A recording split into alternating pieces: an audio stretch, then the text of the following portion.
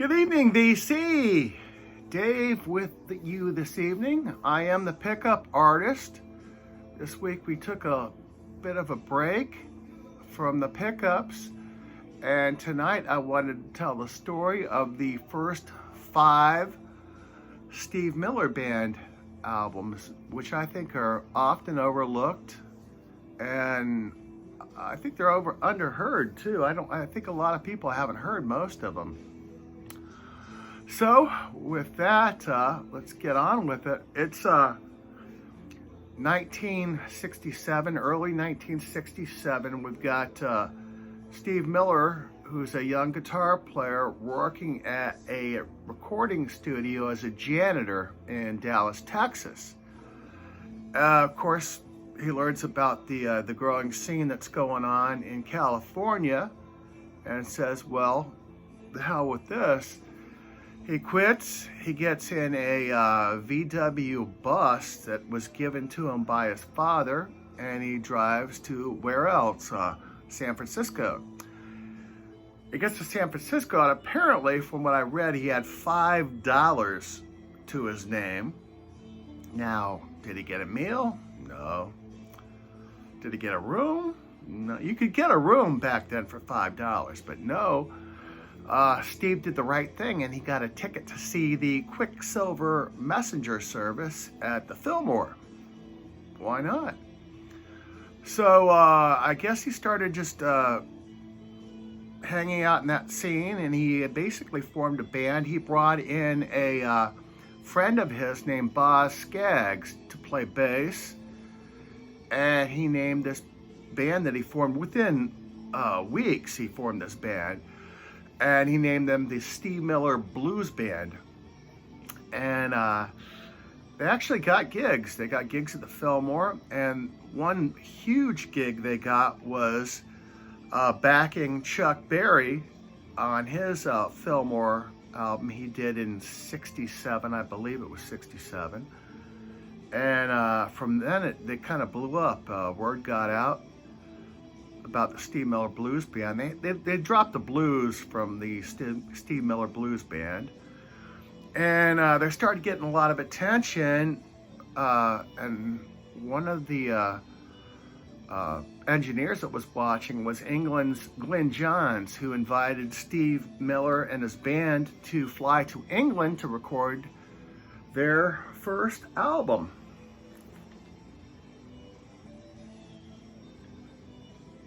Yeah, look at that. It's beautiful. Children of the Future. Now the back has like a 3D type issue. Very psychedelic album cover. And if you like that, you're gonna love this. How about that? The Steve Miller Band. Flying Like Eagles. This was on, I believe, Capitol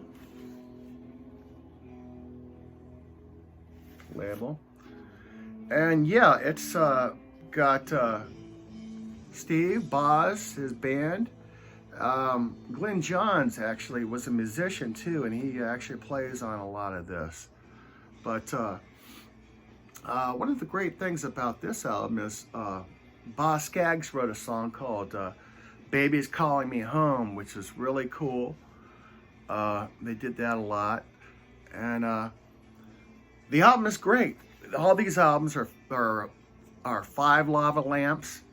What I like about this, the side one is basically a psychedelic, pretty much psychedelic with, they use a lot of mellotron back then, which the Beatles were using. But on side 2, it's a little different. They go into Steve's blues, psychedelic blues rock leanings. This is really good. It got pretty good reviews. I don't think there were any hits on it, but it's just a fantastic album, and you gotta love that artwork. Let's see, they didn't take them long to put out a second album. Their second album was called Sailor.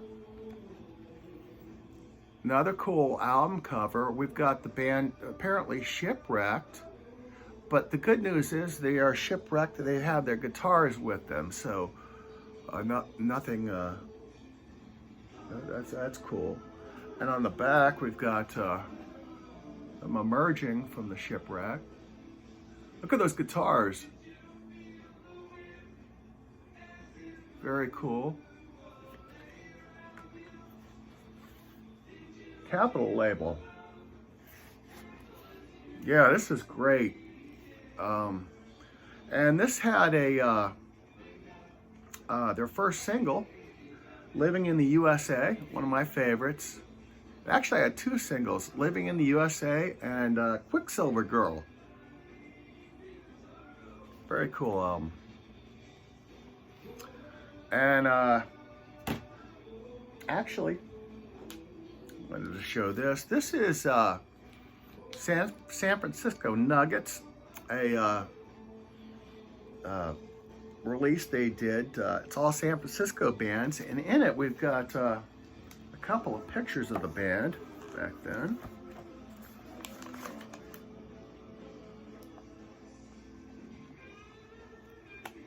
That's Steve Miller with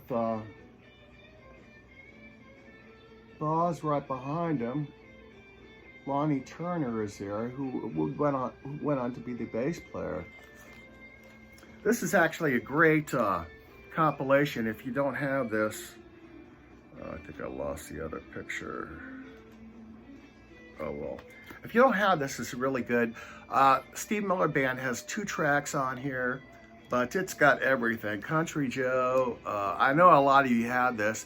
I don't know if it's on a vinyl, but it should be. But yeah, this is very cool. And after the second album, Boz Scaggs left the band and went on to do his own thing. He started his solo career, and he did Fillmore gigs and went on to be Boz Scaggs. So back in the studio, the Steve Miller Band went in to record their third album.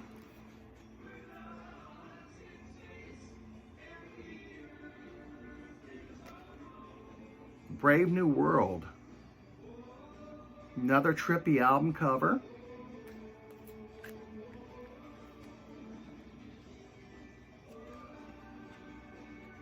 I like this inside. Apparently they were now a 3-piece. Players were in and out of the band.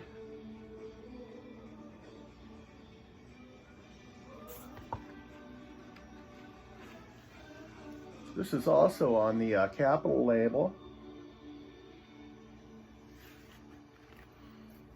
But yeah, this has got some great tracks on it. It's got Space Cowboy, one of my favorites. And it's also got the famous track that Steve recorded with Paul McCartney. They were in Abbey Road Studios, or Steve Miller was rehearsing in Abbey Road Studios the same night that the Beatles were having a meeting about the future of the band, a big, huge meeting. And apparently McCartney ended up on the losing side of the argument and decided to blow off some steam by joining Steve Miller, and they pounded out an album called My Dark Hour. Very cool. Paul is credited on this album as Paul Marin. There's no picture of him or anything like that, but yeah, he's credited on the album. It's a very good song. It's the riff Steve would later use in Fly Like an Eagle, but yeah, that's very cool. This is I don't know if this is the best album. They're all so good. I don't have really a best out of all of these, but yeah, fantastic. And Nicky Hopkins actually plays keyboard on that one too. The next one I have is Your Saving Grace. The fourth album. This is a new, fairly new reissue on 100-gram vinyl. that label. You can definitely tell the difference between the reissues and the old ones. We got Steve, I believe that's Lonnie, and somebody firing up what looks to be an illegal substance. A little bit of information there. Looks like we've got 4 concepts on the front cover: brotherhood, consciousness, peace, and conservatism. Very cool little psychedelic images. And on the back, we've got a great picture of Steve blowing off steam and some lyrics and information. This is one of his more laid-back affairs. This is one. It's psychedelic, but it's very kind of laid back. Occasionally some blues and some rocking, but this is one where you just want to kick back, maybe eat an edible or something, and enjoy a drink, and just let this one melt into your mind. And that was the 4th one, and the 5th album was actually titled Number 5. This is a, it's kind of a beat up copy. You got a picture of Steve there, hanging out with the children of the future, it looks like.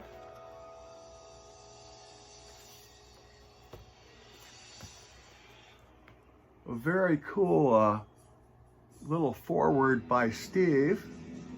He actually name checks Richard Nixon in this one.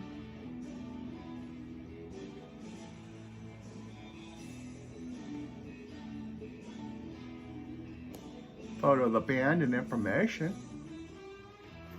And this is a fantastic album. This is where Steve was kind of getting away from the psychedelic and getting more into rock, a little bit of experimenting. This has got Going to Mexico on it, which is a pretty good track. I think it was a moderate hit. But yeah, it's even got some mariachi, Mexican mariachi music. There's a song called Hot Chili that's pretty good. But yeah, that was their 5th album. Fortunately, shortly after that, he made that album. Steve was in a car accident and he broke his neck. And he was out. This is 1970. Well, this album came out in 70. And I think 70 or 71, Steve was in a bad accident. I don't know how long he was out for, but they put out a couple of compilation type albums, and after that in 73 he went on to put out The Joker, and then Fly Like an Eagle, and the rest is history. But yeah, if you haven't heard the first 5 Steve Miller albums, you need to. They're very good. I actually saw, about 20 years ago, I saw the Steve Miller Band and Boz Scaggs Band at the same venue, Florida Theater here in Jacksonville, just a couple weeks apart. I thought that was kind of interesting. So they're both still out there, and Steve was recently inducted into the Hall of Fame. Apparently, that got into a rocky start. I think Steve badmouthed the Rock Hall of Fame, which who could blame him? And the band that inducted Steve was the Black Keys. Apparently, the Black Keys did not like Steve Miller. They claimed that Steve Miller didn't do any research as to who they were, and because of that, they didn't care for Steve. But it really wasn't about the Black Keys that night. It was Steve Miller. So I don't know about that one. But Steve continues to perform, And that's about it for tonight. Hope you enjoyed the video, and I look forward to seeing you again. And I welcome any comments. This is Dave the Pickup Artist. See you later.